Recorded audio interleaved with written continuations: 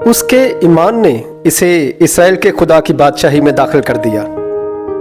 اس نے اپنے ایمان کو عمل میں لا کر ثابت کیا خدا کسی کا طرفدار نہیں، وہ دل کو دیکھتا ہے، نسل یا پس منظر کو نہیں۔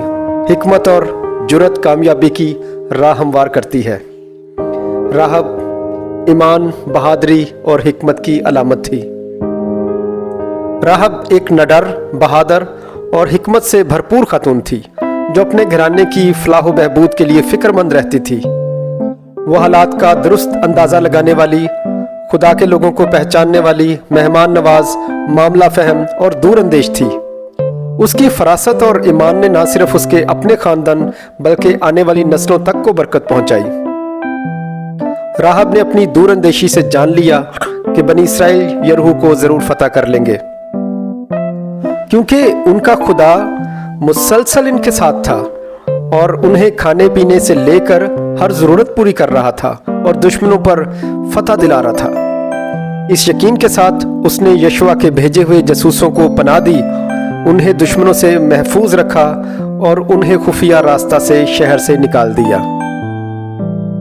جب جاسوسوں نے اس کی مدد کو سراہا تو اس نے التجا کی کہ فتح کے وقت اس کے اور اس کے خاندان کے جان و مال کی حفاظت کی جائے۔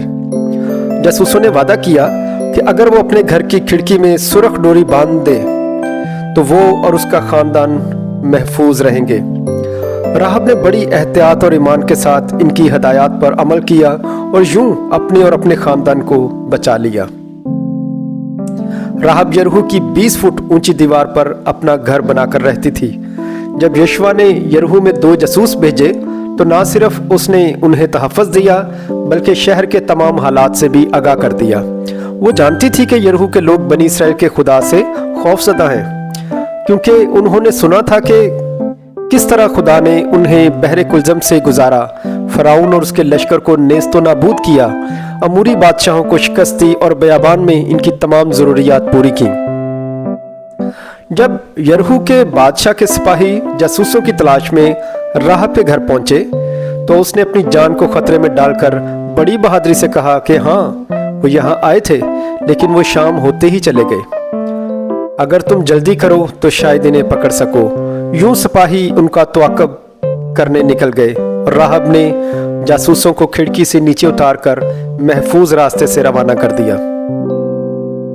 راہب جانتی تھی کہ اسرائیل کا خدا ہی حقیقی خدا ہے، اس لیے جب یریحو کے سب لوگ خوفزدہ تھے وہ اپنے گھر میں اطمینان سے تھی، کیونکہ اس کا ایمان اسے تسلی دے رہا تھا۔ بائبل کہتی ہے عبرانیوں 6:11 میں، ایمان کے بغیر ہم خدا کو پسند نہیں آ سکتے۔ راہب کا ایمان نڈر اور عملی تھا۔ جب جاسوسوں نے شہر سے نکلتے وقت اسے سرخ ڈوری باندھنے کی ہدایت دی تو اس نے فوری طور پر اطاعت کی۔ اس سرخ ڈوری کا نشان اس گھرانے کی نجات کی علامت بن گیا، جس طرح فسح کے وقت برا کے خون کا نشان اسرائیلی گھروں کے لیے تحفظ کی علامت بنا تھا۔